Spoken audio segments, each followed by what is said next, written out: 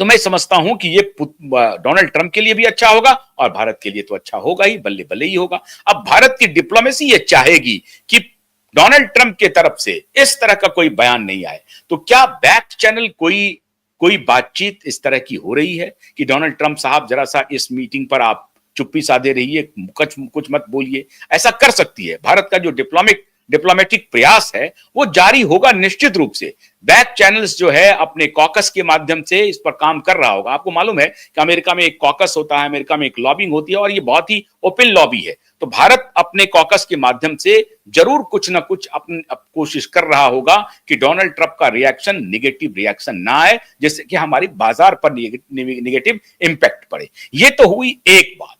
लेकिन अब एक दूसरा पहलू निकल करके सामने आ रहा है, बहुत महत्वपूर्ण है। ये हमारे पड़ोसी देश में एक डेवलपमेंट हो रहा है। पड़ोसी देश में डेवलपमेंट ये हो रहा है कि इमरान खान जो पाकिस्तान तहरीके इंसाफ पार्टी के सर्वे सर्वा हैं, इमरान खान को जेल में मुनीर ने डाल दिया है और इमरान खान के पीछे मुनीर पड़ा हुआ है और मुनीर के पीछे नवाज शरीफ और शहबाज शरीफ पड़ा हुआ है, शरीफ परिवार पड़ा हुआ है।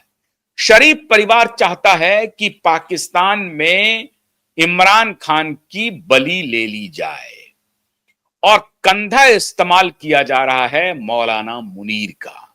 और मौलाना मुनीर को इसलिए शरीफ परिवार थोड़ी सी छूट दे रहा था कि तुम थोड़ा सा एडवांस हो जाओ, डोनाल्ड ट्रंप के करीब आ जाओ, कोई बात नहीं है, और तुम इमरान खान की बलि ले लो। क्योंकि शरीफ परिवार को मालूम है और जरदारी परिवार को भी कि इमरान जब जेल से बाहर आएगा तो हो सकता है कि इमरान के फेवर में सिंपैथी वेव आ जाए और ये जो दोनों मिस्टर 10% जरदारी, जो मिस्टर 10% के नाम से मशहूर है, जो सूद लेते हैं, कमीशन खोरी करते हैं। जब इनकी पत्नी थी प्रधानमंत्री तो इनका धंधा ही यही था, मिस्टर 10% के नाम से मशहूर थे, हर डील में 10% कमीशन खाते थे। आजकल वो पाकिस्तान के राष्ट्रपति हैं। तो ये जो मिस्टर 10% है और शहबाज शरीफ और नवाज शरीफ, ये दोनों व्यवसायी परिवार है। तो दोनों व्यवसायी परिवार के खिलाफ पाकिस्तान में माहौल खड़ा हो सकता है। और इमरान एक क्रिकेटर रहे हैं, क्रिकेटर टर्न पॉलिटिशियन हैं, तो वो उस तरह से बिजनेस उनका नहीं है। छोटे छोटे मुद्दों पर इमरान को फंसा दिया गया था। तो इमरान के समर्थन में वहां बहुत सारे लोग खड़े हुए हैं। अब कितना समर्थन है, वो मेजोरिटी का समर्थन है या नहीं है, ये तो जब वो जेल से बाहर आएंगे तब बात होगी। लेकिन उनको जेल से बाहर आने दिया जाएगा, इसकी संभावना कम है। कल हालांकि इमरान की बहन से मुलाकात हुई है इमरान की अडियाला जेल में। जो अभी कयास लगाए जा रहे थे कि इमरान खान की हत्या कर दी गई है और उनको छुपा के रखा गया है क्योंकि उनको डेथ सेल में शिफ्ट कर दिया गया था। लेकिन कल जो अडियाला जेल में इमरान की बहन से इमरान की मुलाकात हुई है, उसके बाद इमरान की बहन ने ही आकर के सबके सामने कहा कि हमारे भाईजान सुरक्षित हैं, हेल्दी हैं, अभी तक ठीक है, सुरक्षित है। इसका मतलब इमरान जिंदा हैं और स्वस्थ हैं। अब कहानी यह हो रही है मित्रों कि नवाज शरीफ और शहबाज शरीफ मुनीर को यह कमिट कर चुके थे कि हम आपको ऑल पावरफुल बनाने वाले हैं। 27वां संशोधन आया, आपको मालूम है, उसके माध्यम से वो फील्ड मार्शल तो पहले ही बन चुके हैं, लेकिन अब वो सीडीएस अपॉइंट होने वाले हैं, चीफ ऑफ डिफेंस स्टाफ। और चीफ ऑफ डिफेंस स्टाफ का मतलब है कि वो समझिए प्रधानमंत्री राष्ट्रपति को भी सरपास कर पा जाएंगे, क्योंकि उनके पास न्यूक्लियर बटन आ जाएगा, उसकी सारी जिम्मेदारी उनके पास आ जाएगी, उसका अधिकार आ जाएगा, कुछ भी वो कर सकते हैं। और बहुत सारे अधिकार उनके फेवर, जो कॉन्स्टिट्यूशनल अधिकार हैं, वो उनको मिलने वाले हैं।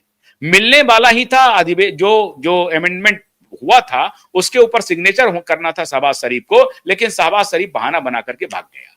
कहां भागा? इंग्लैंड चले गया, फिर वहां से वापस लौट के आया। अब वो लाहौर में जाकर के छुपे बैठे हैं, साइन नहीं कर रहे हैं।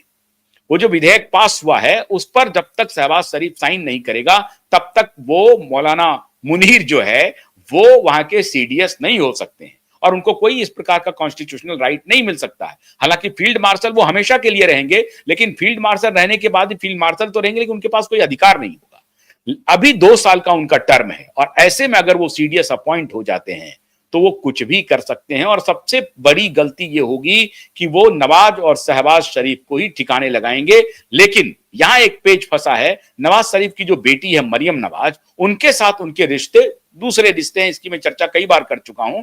तो मरियम नवाज अगर चाहे तो मौलाना मुनीर पर अंकुश रख सकती है, लेकिन ये अंकुश रख पाएंगी कि नहीं रख पाएंगी कहना मुश्किल है। मौलाना मुनीर के जो अपने परिवार वाले हैं उनको उन्होंने शिफ्ट कर दिया है या तो इंग्लैंड में या अमेरिका में, या अभी तक पता नहीं है कि उनके परिवार वाले कहां रह रहे हैं। अब बड़ा परिवार है तो कुछ परिवार के लोग पाकिस्तान में भी होंगे, लेकिन यह खबर आई थी कि ऑपरेशन सिंदूर के पहले मुनीर ने अपने परिवार को अमेरिका शिफ्ट कर दिया था या दुबई शिफ्ट कर दिया था। यह जानकारी में एग्जैक्ट जानकारी नहीं है, ये तो सीआईए को मालूम होगा या आईएसआई को मालूम होगा या MI6 को मालूम होगा, हो सकता है हमारे भारतीय खुफिया एजेंसी को भी, रॉ को भी मालूम हो, लेकिन उन्होंने परिवार को शिफ्ट किया था। अब स्थिति यह है कि अगर नवाज शरीफ ने साइन नहीं किया तो मौलाना मुनीर ऑल पावरफुल नहीं बन पाएगा। इधर एक सबसे बड़ा डेवलपमेंट हो गया है, सी जिनपिंग की नजर टेढ़ी हो गई है मौलाना मुनीर को लेकर के, और उनको लग रहा है कि यही असली किंगपिन है जो डोनाल्ड ट्रंप की कदमों में जाकर के बिछ गया है। ये उससे सौदा कर रहा है अपनी क्रिप्टो के बारे में, और भी तमाम तरह के फायदे लेना चाह रहा होगा जो अब से पहले तक पाकिस्तानी जनरल लेता रहा है। अमेरिका से फायदा लेता रहा, चाइना से लेता रहा, इंग्लैंड से फायदा लेता रहा, अपने बीवी बच्चों को पढ़ाने का, लिखाने का, उसको उसकी परवरिश करने का, ये पूरा माल सबाब खाने का धंधा ये करता रहा है अमेरिकी जनरल। तो अब जिनपिंग को लग रहा है कि क्या मौलाना मुनीर डोनाल्ड ट्रंप की कदमों में जाकर के बिछ गया है और इसने पाकिस्तान को गिरवी रख दिया है। यह किसी भी सूरत में चाइना नहीं बर्दाश्त करेगा। चाइना तो छोड़ दीजिए, अब व्लादिमीर पुतिन की भी नजर टेढ़ी हो गई है मौलाना मुनीर को लेकर के, क्योंकि इनको लग रहा है कि एशियन कॉन्टिनेंट में ये भारत को आंख दिखाने के लिए ये बहुत बड़ा एक्सट्रीमिस्ट है और ये बदमाशी कर रहा है। ये जो है अपना वो पूरा मिनरल्स लेकर के पहुंच गया, मिनरल्स का फोटोग्राफ लेकर के पहुंच गया और मिनरल्स का कैटलॉग बेच रहा था डोनाल्ड ट्रंप को कि साहब देखिए हमारे यहां ये मिनरल्स हैं मौजूद, आइए आप हमारे यहां इसकी खदान खुदाई शुरू कर दीजिए और सारी खदानें ले जाइए, उसमें बलूचिस्तान की जो खदानें हैं वो भी ले जाइए, बलूचिस्तान में आपका स्वागत है। ये पलक पावड़े बिछा करके मौलाना मुनीर ने कहना शुरू कर दिया, और बदले में आप जो कहेंगे वो मैं करूंगा, आपको क्या करना है, आप हमें मदद कीजिए, हम भारत में आतंकवादी गतिविधियों को अंजाम देंगे। ये सब धंधा इन्होंने शुरू किया। अब चाइना को लग रहा है कि अगर पाकिस्तान में बहुत इन्वेस्टमेंट है चाइना का, उनको ये लग रहा है कि अगर हमने ये हमारे हाथ से निकल गया और ट्रंप का ये दलाल बन गया तो ये ठीक बात नहीं है। तो मुनीर को चाइना से भी चुनौती मिल रही है, और अगर चाइना से चुनौती मिल रही है, भारत ने मुनीर के बारे में जरूर डिस्कस किया होगा व्लादिमीर पुतिन से, तो पुतिन की नजर भी टेढ़ी है मौलाना मुनीर को लेकर के।